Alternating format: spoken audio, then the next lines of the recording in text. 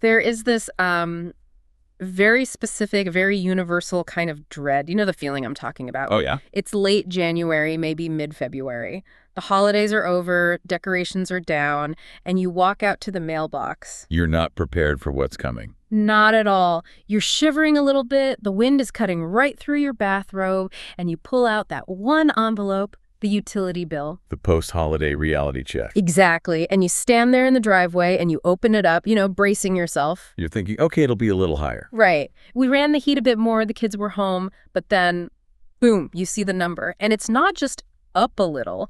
It is a shock to the system. It's a number that makes you physically stop. That's the moment where you start questioning everything. You're just standing there thinking, did I leave a window open for 3 weeks? Is there a hole in my wall I don't know about? Yes. You look for a conspiracy because the math just doesn't seem to make sense. And look, the first thing we want to tell you today, based on the research in front of us, is you are not imagining it. You aren't crazy. Not at all. That number really is jumping. And that sinking feeling is happening to homeowners all across the country. It is the universal feeling of winter 2026. But here's the thing. Just knowing it's happening doesn't help your bank account. Commiserating doesn't pay the bill. Right. So the mission of this deep dive is a little different. We aren't just here to complain that stuff costs more. We know that. We are here to unpack the specific mechanism behind that high bill. We want to understand the why and, more importantly, the how to stop it. We need to move from shock to strategy. To do that, we are doing a deep dive today into a really timely, really insightful piece of writing. It's a blog post titled, "Winter Heating Bills Are Rising. Here's What That Really Means for Homeowners." It was written by a guy named Derek Cole. And this is a great source for us because Derek Cole isn't just some guy ranting on a forum about gas prices. He's deeply embedded in this world. He's the general manager of Simmons 1 Hour Heating and Air. So he's in the trenches? Absolutely. He has over 2 decades of experience in the HVAC industry. He's been recognized as a top 40 under 40 by News Magazine. You've probably seen him on CBS, FOX, NBC, giving home comfort tips. So when he says something is happening, he isn't guessing. No, he's got the field data and 20 years of seeing what breaks and what works to back it all up. And the context here, this is crucial for you listening, this source material is from late December 2025. Right at the tail end of last year. So he's looking ahead to the winter we are currently living through here in early 2026. It was essentially a warning flare he sent up right before the worst of the cold hit. Which makes it incredibly relevant right now, because you're probably living through the exact scenario he predicted. Okay, so let's get into the meat of it. Cole lays out what I'm calling the unholy trinity of high bills. He says, and I'm quoting here, "Cold weather, higher energy prices, and older heating systems don't mix." It's the perfect storm. And what's fascinating is that these 3 things, they don't just add up, they compound, they multiply each other. Let's break them down one by one so we can really get the physics of what's happening to our wallets. First, factor 1, energy costs. This is the baseline, and unfortunately, it's the one we have the least control over. Cole points out that national reporting, places like the New York Times, they've been tracking this. It's just a macroeconomic reality. The unit price of energy, whether it's gas or oil or electricity, it's gone up. So even if you use the exact same amount of heat as 3 years ago, the bill is higher just because the rate is higher. Exactly. That's the starting line. The entry fee for the race has just gone up. Which brings us to factor 2, the weather. Now, we all knew this winter was predicted to be cold. But Cole gets into the relationship between the outdoor temperature and your system in a way I don't think most people consider. Right. It's not just it's cold so the heater runs. We should talk about something called delta T. Delta T. Okay, let's unpack that. In engineering, delta T is the temperature differential. It's the gap between the temperature outside and the temperature you want inside. So if it's 40 degrees outside and you want it 70 inside, your system has to bridge a 30-degree gap. That's manageable. Following you. But if a cold front comes through and it drops to 10 degrees outside and you still want 70 inside, now that gap is 60 degrees. The gap is doubled. So the system works twice as hard. At least. Cool. It's actually worse than that. Wow. Because as that gap gets wider, the rate at which your home loses heat accelerates.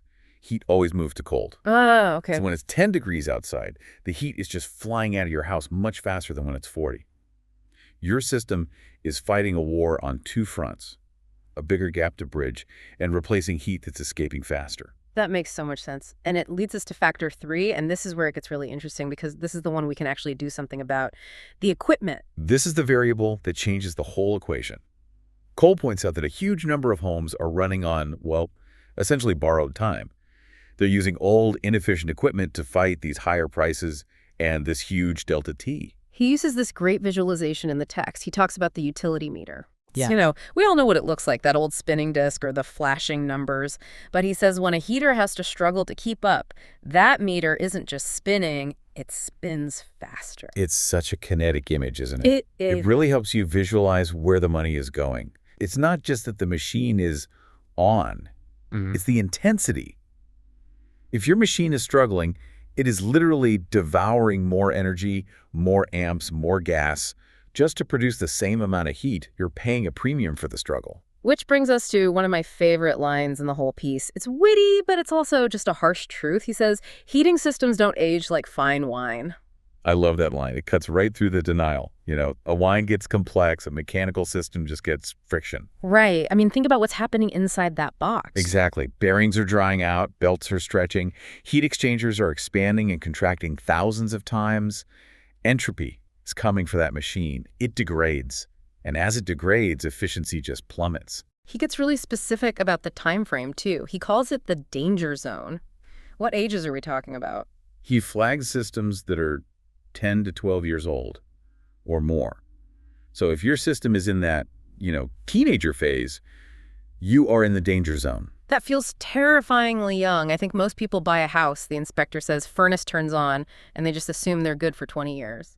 That's the magical thinking of homeownership. We think if we don't look at it, it's fine. But Cole calls that a roll of the dice. Waiting until it quits isn't a plan, it's a roll of the dice.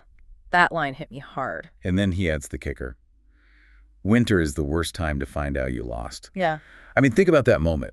If your heat goes out in July, it's annoying. If it goes out in January during a freeze, that is an immediate crisis. You're in a panic. You are. You're paying emergency rates. Parts might be back-ordered because everyone else's system is failing. Pipes could freeze. You have zero leverage. You just have to pay whatever it costs. So besides just age, what are the red flags he tells us to look for? How do we know if we're rolling the dice right now? He lists a few specific sins. Skipping yearly maintenance is the big one. If no one's looked inside that unit in 2 years, you are gambling. Full stop. Okay. Running with dirty filters is another huge one. And poor airflow if you have rooms that are always cold spots. And the scary part is the compound effect we talked about. Right, it goes back to that unholy trinity.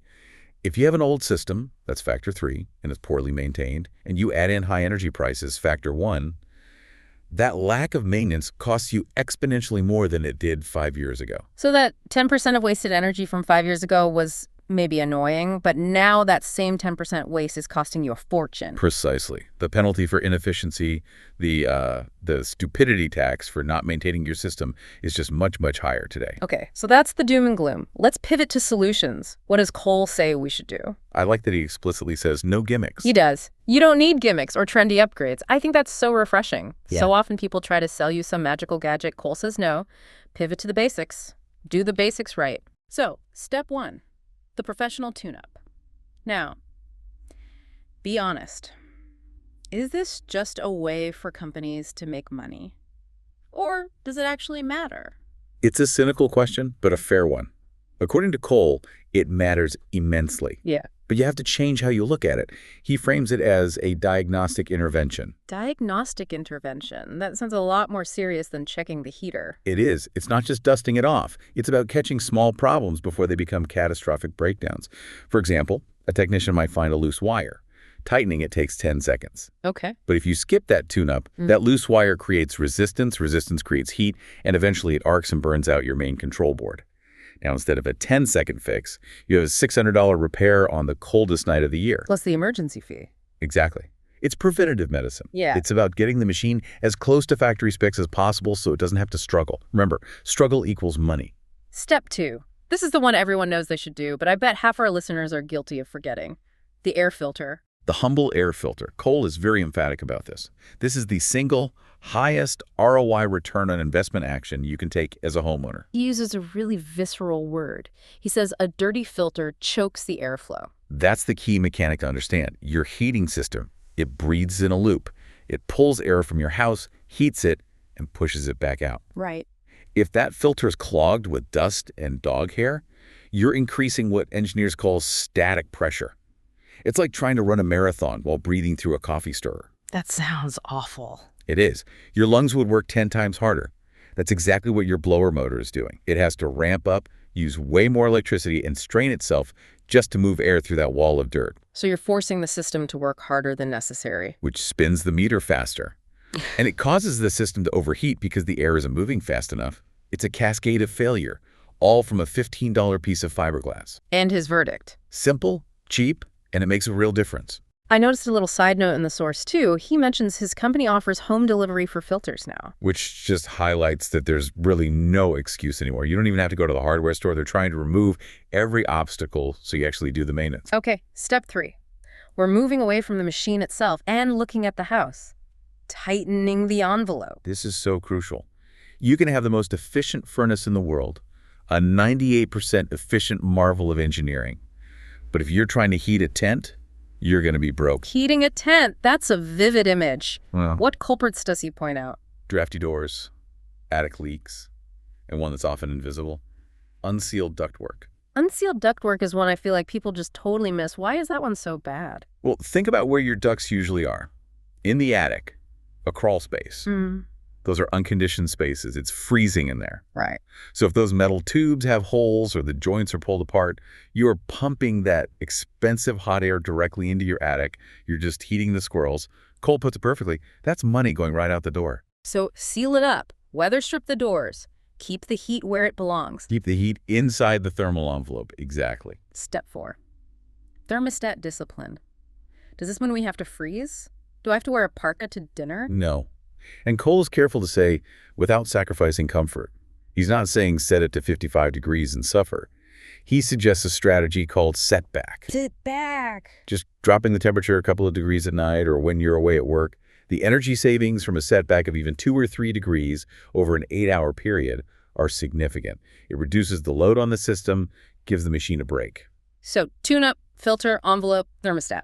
The basics. But Cole pivots again near the end. He raises the stakes.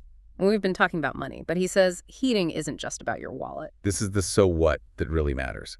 It's about safety and reliability. He mentions system failure. Systems that are pushed too hard because of dirty filters or lack of maintenance, they're just more likely to fail completely. And again, they usually fail when they're under the most stress. But there's something even darker he brings up.